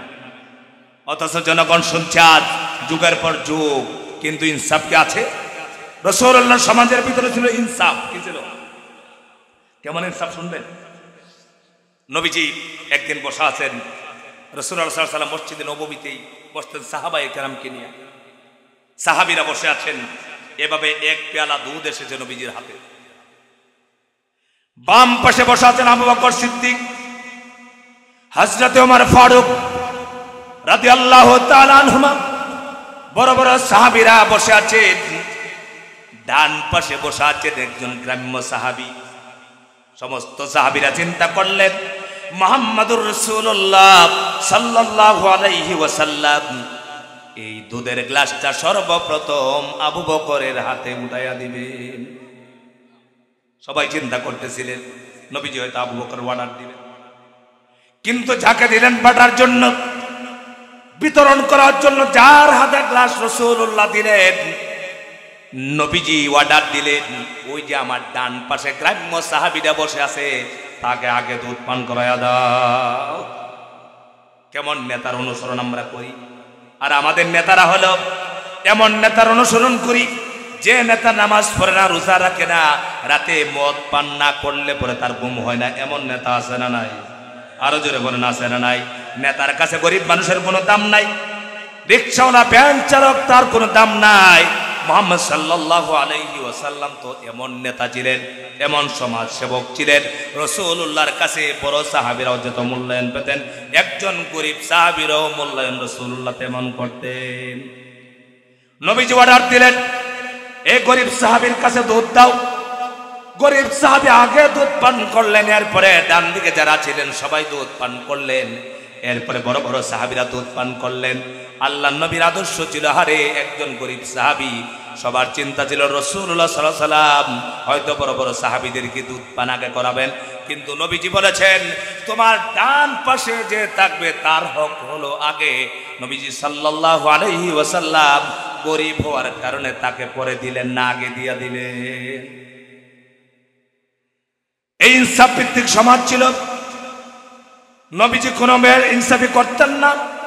রাসূলুল্লাহ সাল্লাল্লাহু আলাইহি ওয়াসাল্লামের আদর্শ দিয়া আরে কেমন নবী ছিলেন, একজন মানুষ কাবার চত্বরে প্রস্রাব করতেছে দাঁড়াইয়া, সাহাবীরা অগ্নিশর্মা হয়ে গেলেন, রাগান্বিত হলেন, সবাই তাকে ধরলেন, মারতে গেলেন। নবীজি বললেন তাকে মেরো না, তাকে মারা হলো না, নবীজি তাদেরকে বারণ করলেন। তার প্রস্রাব করতে দেওয়া হলো, সমস্ত প্রস্রাব তার শেষ হয়ে গেল। সঙ্গে সঙ্গে আল্লাহর নবী সাহাবীদেরকে অর্ডার করলেন, বালতি দিয়া পানি নিয়ে আসো। বালতি দিয়া পানি আনা হলো, সঙ্গে সঙ্গে ধুয়ে মুছে পরিষ্কার করা হলো। ওই লোকটাকে রাসূলুল্লাহ সাল্লাল্লাহু আলাইহি ওয়াসাল্লাম ডাকলেন আর বললেন, ওই মিয়া তুমি এখানে দাঁড়ায় প্রস্রাব করলা কেন? এটা যে আল্লাহর ঘর জানো না?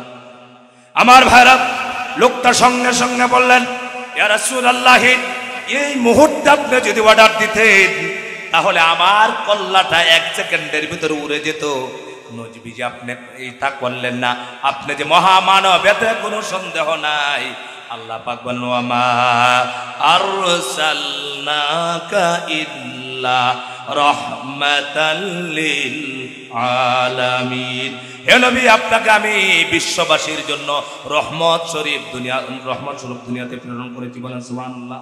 আমার ভাইরা, নবীজির এই আদর্শে খুশি হইয়া লোকটা বললেন, ইয়া রাসূলুল্লাহ, আমি আর দেরি করতে চাই না, আমাকে পড়ায়া দেন লা ইলাহা ইল্লাল্লাহু মুহাম্মাদুর রাসূলুল্লাহ। আমার ভাইরা, মানুষকে আদর্শ দিয়া যত আপন করা যায়, লাঠি দিয়া তো আপন করা যায় না। কথা বলো না কেন? হাই ভাইরা, আপনারা তো রাগ করবেন, ওপেন কথা বললে অভ্যাস। দাওয়াত দিচ্ছেন, ইউটিউবে দেখছেন কি বলি, ঠিক না? আওয়ামী লীগ আমলে সব আওয়ামী লীগ, কথা বলে না, peon Awami League, member Awami League, chairman Awami League, police Awami League, OC Awami League, DC Awami League, Harun Awami League, সব আওয়ামী লীগ। কথা বল না কেন? এখন আওয়ামী লীগের এত কল্লা গেল কই? কথা বলে না কেন? গেল কই? এখন আওয়ামী লীগ আছে? বলবেন হুজুর রাজনীতি করে। আমাদের দেশে কিছু মানুষ আছে মাথা মোটা, ওগুলো মনে করে রাজনীতি ওরাই করবে। মদকুর, জুয়াকুর, গাঞ্জাকুর, বদমাশ, লুচ্চা বদমাশ, ওরা রাজনীতি করবে। আর হুজুর রাজনীতি করলে হুজুর রাজনীতি করে কেন? যার ভিতরে কোরআনের জ্ঞান আছে সেই তো 1 নম্বরে রাজনীতি করার অধিকার রাখে। কথা বলে না কেন? কারণ একমাত্র শান্তির সমাজ যদি গঠন করতে চান, কোরআনের সমাজ লাগবে। কথা বলেন, কিসের সমাজ লাগবে? এই মদকুর আর জুয়াকুর লম্পট নেতার চরিত্র দিয়ে কোনোদিন শান্তির সমাজ গঠন হবে? কথা বলেন, হবে? আমরা যে নেতার কথা বলতেছি, সেই নেতার জীবনে একটি মানুষকে গালি দিয়েছেন এমন কোনো ইতিহাস নাই। আমরা যে নেতার কথা বলছি, সেই নেতা কাউকে অনর্থক কষ্ট দিয়েছেন নজির নাই। বুড়ি মহিলা গাড়ি নিয়ে চলে যাচ্ছে, রাসূলুল্লাহ মাথায় গাড়ি উঠাইয়া তার বাড়িতে পৌঁছায় দিয়েছে। সুবহানাল্লাহ। কেমন নেতার অনুসরণ করেন, কেমন নেতার অনুসারী আমরা? নেতার কাছে গেছে, বুট আছে বলেন তো, রিক্সাওয়ালার বুট আর কোটিপতির বুট। কোটিপতি একটা বুট দিলে মনে হয় 20টা বুট হয়, কথা কয় না? আর রিক্সাওয়ালা ভ্যান চালকের বুট একটাই, ঠিক না? দেখবেন যাদের ভিতরে কোরআন নাই, দিন নাই, ইসলাম নাই, এই নেতাদের কাছে ভ্যান চালক যদি গায় দূরে থাক, 7 মাইল দূরে থাক। কথা বলে না কেন? ভোট যে সময় দিয়েছিল ওই একটা কৃষক কিন্তু তাকে ভোট দিয়েছিল, অথচ একজন কৃষক তার সাথে সাক্ষাৎ করতে পারে না। সাক্ষাৎ করে তার লেভেলের যত নেতা আছে তারা তার আশেপাশে।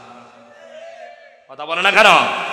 বিশ্বনবী সাল্লাল্লাহু আলাইহি ওয়াসাল্লামের আদর্শ, হযরতে বেলাল হাবশা থেকে হিজরত করে আসছে, কালো মানুষ, কৃতদাস। আল্লাহর নবী দাস প্রথাকে বন্ধ করলেন, গোলাম প্রথা, কিনা গোলামের প্রথাকে বন্ধ করে দিলেন। নবীজি বললেন, যারা কৃতদাস হবে, গোলাম হবে, তাদেরকে তোমরা আজাদ করে দিলে বহুত সওয়াব পাইবা। বলেন সুবহানাল্লাহ। নবীজি মানুষকে উৎসাহিত করলেন, দাস প্রথা বন্ধ করে দিলেন। দেশি বিদেশি, কালো ধলা, তাদের মধ্যে কোনো ভারসাম্য থাকবে না, তারা সবাই সমান হবে। হযরতে বেলাল ছিলেন অত্যন্ত কালো মানুষ, কিন্তু মর্যাদার দিকে হযরতে বেলালের মর্যাদা কম ছিল না বেশি? আরো যেন কম না বেশি? কালো মানুষ রাসূলুল্লাহর কাছে বসা থাকতেন। আবু জাহাল, আবুল হাব, উতবা, সাইবা, ওই কাফেরগুলো সব সময় বলতো, আরে মুহাম্মাদের কাছে কেন যাই না, তোমরা জানো নাকি? একটা কারণ হলো, মুহাম্মদ যেখানে বসে থাকে, মুহাম্মাদের পাশে তো ফকির মিসকিন গুলো থাকে। চিল্লায় বলেন নাউজুবিল্লাহ। কাদেরকে বলে? বলেন, ফকির মিসকিন কারে বলে? সম্মান আছে না, আমরা এত বড় মানুষ, আমরা কে ফকিরের কাছে বসতে পারবো? চিল্লা বলে নাউজুবিল্লাহ। নবীজিকে বলে মুহাম্মাদে ফকির মিসকিন দিয়ে বসে থাকে। ফকির মিসকিন কাকে বলে? বেলালকে। নাউজুবিল্লাহ। অথচ এই কাফেরদের আল্লাহর কাছে এক পয়সার দাম নাই। আছে? হযরতে বেলালের এত মর্যাদা, এত সম্মান। হযরতে বেলাল রাসূলুল্লাহ হলেন মসজিদে নববীর ইমাম, আর হযরতে বেলালকে আল্লাহ পাক মুয়াজ্জিন বানায়া দিলেন। কি মর্যাদা! অথচ নেতার কাছে একজন ভ্যান চালক, রিক্সা চালক যেতে পারে না, কথা বলতে পারে না, তার বিছানায় বসায় না। আর এমন নেতার অনুসরণ আমরা করি যে নেতার নাম মুহাম্মদ সাল্লাল্লাহু আলাইহি সাল্লাম, যে নেতার কাছে গরিব ধনী দেশি বিদেশি সমস্ত মানুষের অধিকার ছিল, সমান অধিকার ছিল। সেই রাসূলের আদর্শ দিয়ে এত সুন্দর শান্তি সমাজ গঠন করেছিলেন যে সমাজের ভিতরে কোনো মানুষ কোনোদিন অত্যাচারিত হতেন না। এই জন্য আমার ভাইরা, রাসূলুল্লাহ সমাজ এখনো যদি গঠন করতে হয় তাহলে কিসের লাগবে? কিসের সমাজ লাগবে? কোরআনের সমাজ। কিসের সমাজ? আপনারা কি সত্যি অন্তর দিয়ে কোরআনের সমাজ চান? দেখিছে কারা কারা চান? লিল্লাহি তাকবীর, লিল্লাহি তাকবীর। কোরআনের সমাজ আমরা চাই, ঠিক না? বলে হুজুর কোরআনের সমাজ চাই ঠিক, কিন্তু যারা কোরআনের সমাজ কায়েম করে ভোট কিন্তু তারারে দিতাম না, ভোট দিব যারারে জীবন ভরা দিয়েছি এরারে। কথা বলে এক লোকে কখো হুজুর আমি মান্নত করছি জীবন ভরা নৌকা মার্কা ভোট দিব। আমি বহুত বড় মান্নত করছো, এই মান্নত তোমার একবার জান্নাতের দরজা নিয়ে যায়, ঠিক না? মান্নত করে, মান্নত করছে আমি নৌকা দানেশি দাঁড়িয়ে পাল্লা কিছুটা কথাই বলবো না, আমি একটা কথাই বলতে চাই, আমি একজন মুসলমান, আমি একজন মুসলমানের সন্তান। আমি মারা যাওয়ার পরে জানাজার দরকার আছে না নাই? কথা বলেন আছে না নাই? কোরআনের বিরোধিতা করে তুমি জানাজা তোমার 500 বার পড়াইলেও তুমি জাহান্নামী। কোরআন শরীফের আইন চাও না, কোরআনের সমাজ চাও না, 100 বার হজ করলে তোর হজের আল্লাহর কাছে 1 পয়সার দাম নাই। কারণ এই কোরআনের সমাজের জন্য রাসূল রক্ত দিয়েছেন। আর তুমি তসবিহ পড়ে হাজির সাহেব হইয়া তুমি মনে করো একবারে জান্নাত রেকর্ড করে নিয়েছো, ঠিক না? আমার রাসূল এই কোরআনের সমাজ প্রতিষ্ঠা করার জন্য আন্দোলন করতে গিয়ে দাঁত রাসূলুল্লাহ ফেলে দেওয়া হয়েছে, দন্দন মুবারক। নবীজি যুদ্ধের ময়দানে সেনাপতির দায়িত্ব পালন করেছেন, রাসূল রক্তাক্ত হয়েছেন, গড় ছেড়েছেন, বাড়ি ছেড়েছেন, জেল কেটেছেন। আর আমরা সুন্দর সুন্দর জুব্বা লাগাইয়া বসে তসবিহ পড়ে আর বলে আমি বড় বুজুর্গ। ইসলাম এত সহজ নয়। এই কোরআনের সমাজ গঠন করার জন্য আমার রাসূল আহত হয়েছেন, ঠিক কিনা কন? এই জন্য আমার ভাইরা, এই কোরআনের সমাজ যদি গঠন করতে হয়, বাধা আসবে, বিপত্তি আসবে। কোরআনের আন্দোলন করলে, হক কথা বললে নির্যাতন আসতে পারে, সব মাথা পেতে নিতে হবে। আমার রাজার উত্তরসূরি তারা হাসতে হাসতে ফাঁসির মঞ্চে চলে গেছেন, জীবন দিয়েছেন, বাতিলের সামনে মাথা নত করে নাই, ঠিক কিনা বলেন? আমরাও সেই কথাই বলতে চাই, জীবন যাবে, এরপরে বাতিলের সামনে আমরা মাথা নত করবো না, ঠিক কিনা কান? আজকে ভারতকে নিয়ে বাহাদুরি করছে, আমরা মুসলমান। আবু বকর সিদ্দিককে নিয়ে রাসূলুল্লাহ হিজরত করছেন, যখন সূর পর্বতে আছেন, কাফেররা পাশে চলে গেছে, আবু বকর বলছেন ইয়া রাসূলুল্লাহ এই তো পাশে এসে পড়েছে কাফেররা, আমরা দুইজন মাত্র। আবু বকরকে নবীজি কি বললেন? ইয়া সাহিবিহি লা তাহজান ইন্নাল্লাহা মা'ানা। সুবহানাল্লাহ। আল্লাহর হাবিব হযরত আবু বকরকে বলছেন, আবু বকর তুমি চিন্তা করো না, টেনশন করো না, আমার সাথী তুমি চিন্তিত হইও না, আমরা দুইজন নয়, আমাদের সাথে আছেন আল্লাহ পাক। কে আছেন? আরো জোরে বলেন, কে আছেন? আল্লাহ আমাদের সাথে আছে না নাই? আমার ভাইরা, আমাদের সাথে আল্লাহ আছেন। আল্লাহ পাক বলেন ওয়ালা তাহিনু ওয়ালা তাহজানু ওয়া আনতুমুল আলাউনা ইন কুনতুম মুমিনিন। তোমরা দুঃখ করো না, চিন্তিত হয় না, তোমরা টেনশন করো না, ভয় পেও না, তোমরাই বিজয় হবে যদি তোমরা মুমিন হও। সুবহানাল্লাহ। কি লাগবে বলেন? কথা বলেন, কি লাগবে? মুমিন, মুমিন হওয়া লাগবে, ইমানদার হওয়া লাগবে, 1 নাম্বার দরজার ইমান হওয়া লাগবে, ঠিক কিনা কন? স্লোগান দেওয়া যায় ঠিক, কিন্তু যারা জীবন দিয়েছেন তারা কিন্তু আল্লাহকে বিশ্বাস করেছেন, এবং সারা জীবন কোরআনের আন্দোলন করেছেন। একটাই চাওয়া ছিল, যদি কোরআনের জন্য, আল্লাহ দ্বীনের জন্য যদি জীবন যায়, আমি শহীদ হব। ঠিক রাখান। আল্লাহ তাআলা তাদের শাহাদাতকে কবুল করেছেন, সবাই বলেন আমিন। আল্লাহ পাক যেন তাদেরকে শাহাদাতের উচ্চ মাকাম দান করেন, সবাই বলেন আমিন। আমার ভাইরা, যত নির্যাতন আসো, আমাদেরকে লাল চোখ ভারত দেখাচ্ছে, আমরা কোনো মূর্তি পূজারীকে ভয় পাই না। ঠিক না কান? মূর্তি পূজারীকে ভয় পাই? আল্লামা সাইদি রহমতুল্লাহি আলাইহি সারা জীবন বড় মূর্তি পূজারীর বিরুদ্ধে কথা বলেছেন, ভারতকে কখনো তোয়াক্কা করেন নাই। কারণ সাইদি সাহেবকে হত্যা করার পিছনে ভারতের রয়েছে ষড়যন্ত্র। ঠিক না কান? এগুলো আমরা জানি না? সব জানি।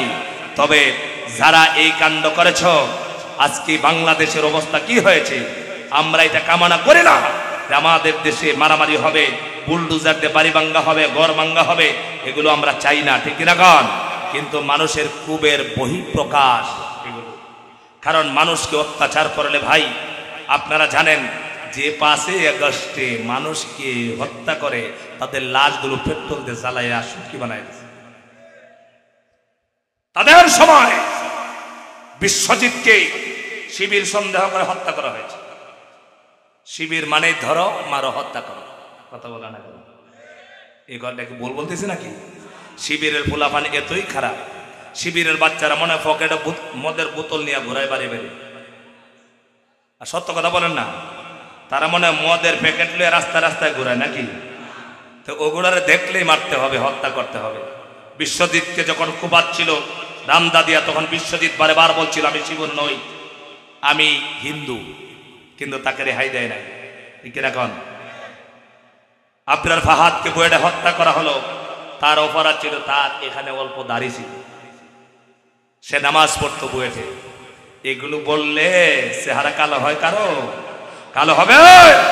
এগুলো জুলুম করেছে। তার মা বাবা কত আশা করে দিয়েছিল বুয়েটে পড়ে সে চাকরিজীবী হবে, কিন্তু তার অপরাধ ছিল নামাজ পড়া।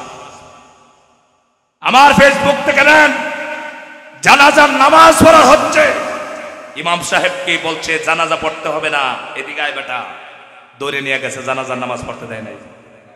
আপনাদের ফাঁসিয়াখালীর প্রিন্সিপাল হুজুর সাইদি রহমতুল্লাহি আলাইহির ইন্তেকালের পরে, শহীদ হওয়ার পরে, যখন গায়েবানা জানাজা পড়ার অপরাধে তাকে জেল কাটতে হয়েছে। এগুলা কি মিথ্যা কথা বলতেছি নাকি?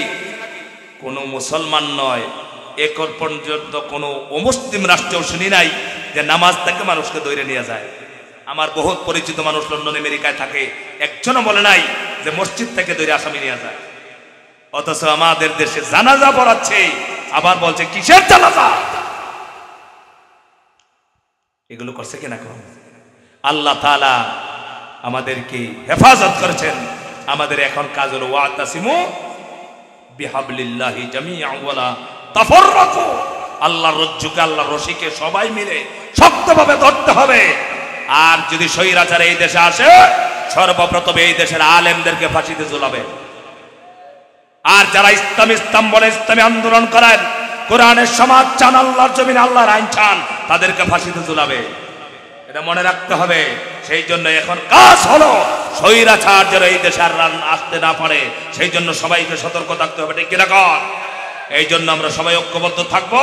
আমরা স্বৈরাচার নিজেও হব না, স্বৈরাচারকে প্রশ্রয় দিতে চাই না।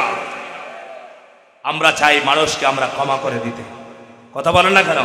তবে আমি সকল মুসলমানদেরকে অনুরোধ করব, ভাই আপনি একটু চিন্তা করে দেখেন যে আপনার দল যেটা করছেন, এই দলের মানুষকে কি করেছে। আল্লাহ পাক বোঝার তৌফিক দেন, সবাই বলেন আমিন। সম্মানিত ভাইরা, আমার রাসূল সাল্লাল্লাহু আলাইহি সাল্লাম মদিনা শরীফ গেলেন, কোরআনের সমাজ কায়েম করলেন, সেই সমাজ থেকে সমস্ত অবিচার বন্ধ হলো। ঠিক কি রাখুন? সেই সমাজ ইতিহাসের পাতায় আছে পৃথিবীর শ্রেষ্ঠ সমাজ। সুবহানাল্লাহ। শান্তির সমাজ। রাতের অন্ধকারে নারীরা বের হতো, কেউ ইফতিজিং করতো না। মক্কায় সমাজ গঠন করলেন, মক্কা বিজয় করলেন, মক্কা শান্তির হয়ে গেল। এই যে মক্কা মদিনা, এই যে জাহিলি যুগের চরিত্র কি এখন আর আছে? কথা বলেন আছে?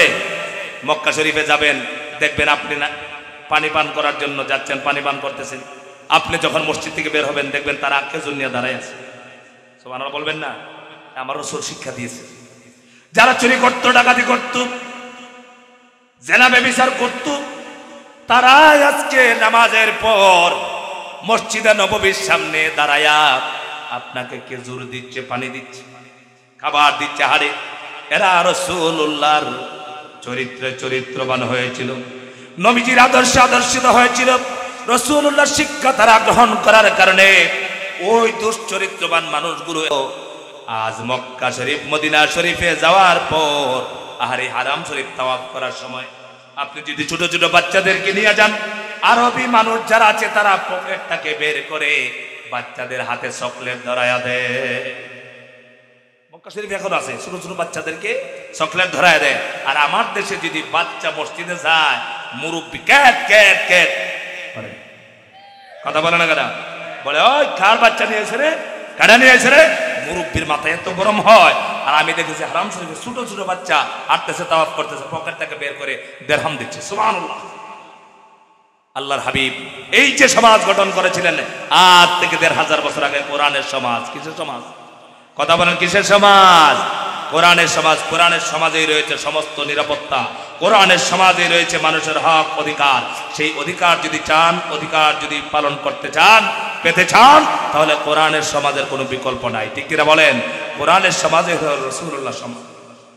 আল্লাহ তাআলা আমাদেরকে কোরআনের সমাজ গঠন করার তৌফিক দান করুন, সবাই বলেন আমিন। কোরআনের সমাজে হল শান্তির সমাজ। আল্লাহ তাআলা আমাদের সমাজটাকে, আপনাদের এই কলাউজনের সমাজটাকে শান্তির সমাজ বানায় দেন, সবাই বলেন আমিন।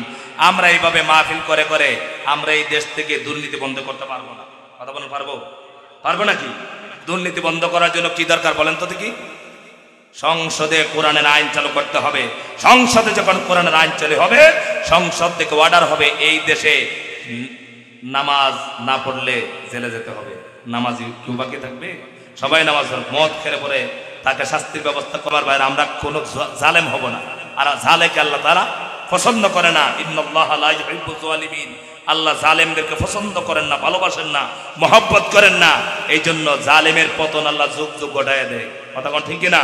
আমরা নিজেরা জালেম হব না, আমরা জালেমকে আমরা বরদাস্ত করব না। আল্লাহ তাআলা আমাদেরকে কথাগুলোর উপর আমল করার তৌফিক দেন, সবাই বলেন আমিন। আজকে এই পর্যন্তই রাখলাম। আমার জন্য আপনারা দোয়া করবেন, আমি আপনাদের জন্য দোয়া করি। আমরা বিদেশি মানুষ, সহি সালামতে যেতে পারবো তো ইনশাআল্লাহ? কথা বলেন, যেতে পারবো তো? রাস্তায় ভাই আমি কয়টায় বের হবো বলেন? আমাকে তো যেতে হবে, দ্রুত দ্রুত শেষ করতে হবে। দেখেন কথা বলতে বলতে তো ১০১টাই হয়ে গেল। আপনারা আমার কথাগুলো কষ্ট পেয়েছেন, ঠিক না? কাউকে কষ্ট দেওয়ার জন্য বলিনি। তবে একটা কথা মনে রাখবেন, হক কথা বললে কিন্তু সবার পছন্দ হয় না, ঠিক কিনা? কারণ হক কথা সবার পছন্দ হয় না। ভাইয়ের আমার, যদি মনে কষ্ট দিয়ে থাকি আল্লাহর রাস্তায় ক্ষমা চাই, মনে কষ্ট নেবেন না, আমি মুসাফির মানুষ। IUB media